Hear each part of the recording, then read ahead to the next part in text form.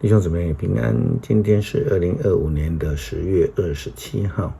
今天的经文是诗篇84篇第8节到12节，撒母耳记上卷第2章第1节到第10节，彼得前书第4章12节到19节。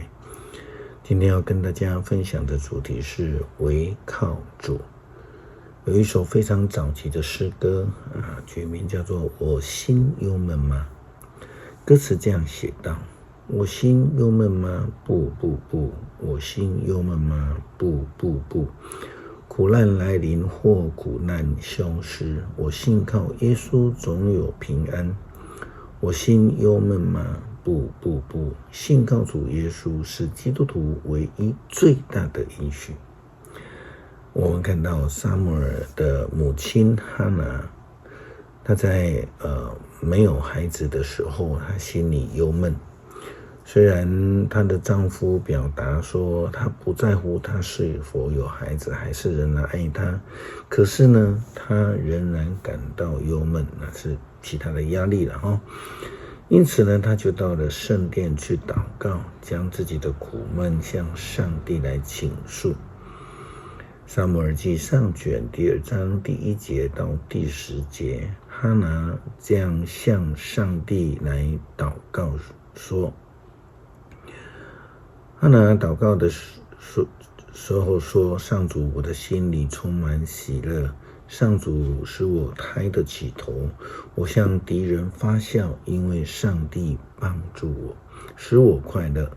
唯有上主神圣，除了他以外没有圣者。我们的上帝是唯一的保护者。你们不要再发狂傲的声音，你们不要再说狂妄的话语，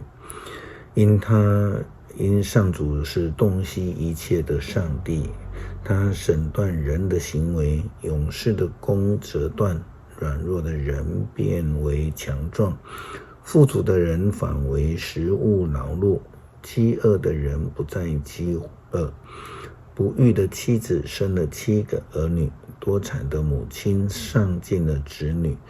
上主能使人死，也能使人活，他使人下阴间，也使人再回来。他使一些人贫穷，一些人富足，他使一些人卑微，一些人尊贵。他从灰尘中提升穷苦人，他从粪堆里抬举贫困人，他使他们做王子的友伴，使他们得荣耀光彩。地的根基是上主所立，他在上面建立了世界。上主看顾他忠信子民的脚步，邪恶的人要在黑暗中消失。人不能靠自己的力量取胜，上主要除灭自己的仇敌，他要从天上雷击他们。上主要审判全世界，他要赐能力给他所立的王，使自己选立的君王昂首凯旋。哈拿的祷告当中提到，唯有上帝，没有其他的依靠了，因为上帝是唯一的保护者。也就如同彼得也这样的祷告说，在天上地下没有赐下别的拯救就如同耶稣基督自己也告诉我们的，他说，我就是道路真理生命，若不借着我，没有人能够到父那里去这是唯一的一条路。彼得在彼得前书第4章12节到19节当中就提到了一个概念，就是要为主受苦，也要将自己完全的交托给那一位可信靠的造物主。彼得这样说道，亲爱的朋友们，你们遇到火一样的考验，不要惊怪，好像所遇到的是很不平常似的。你们应该以分担基督的苦难为一件乐事，好在他荣耀显现的时候得到充分的喜乐。你们若因跟从基督而受凌辱，就有福了。这表示荣耀的圣灵，就是上帝的灵在你们身上。但是你们当中有人受苦，不可是因为凶杀、做贼、犯刑案或是好管闲事而受的。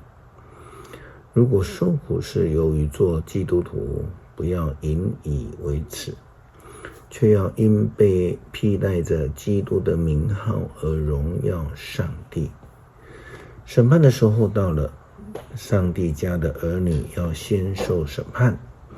如果审判要从我们开始，那么不信上帝福音的人就会有什么结局呢？正如圣经所说的，一人得救已不容易，不虔的罪人又怎么样呢？所以你那由于上帝的旨意而受苦难的人，应该不断的以好行为来表示完全信赖那始终信实的创造主。诗篇84篇第8节到12节，主上帝万军的统帅啊，垂听我的祷告。雅各的上帝啊，求你侧耳垂听。上帝啊，求你看顾我们的王，求你赐福给你所选立的君王，在你的殿宇住1天胜过在别处住1000日。我宁愿在我上帝的居所守门，不愿住在邪恶的人的家里。主上帝是太阳，是保护者，他给我们恩惠光荣，他从不留下一样美好的事物，不赐给行为正直的人。上主万军的统帅，信靠你的人多么有福啊！感谢上帝，在我们遇到苦难、心里忧闷的时候，可以向你求告。求主与我们同在，除掉我们心里的忧愁，让我们能够依靠主来得胜。祷告奉主耶稣基督圣名求，阿们。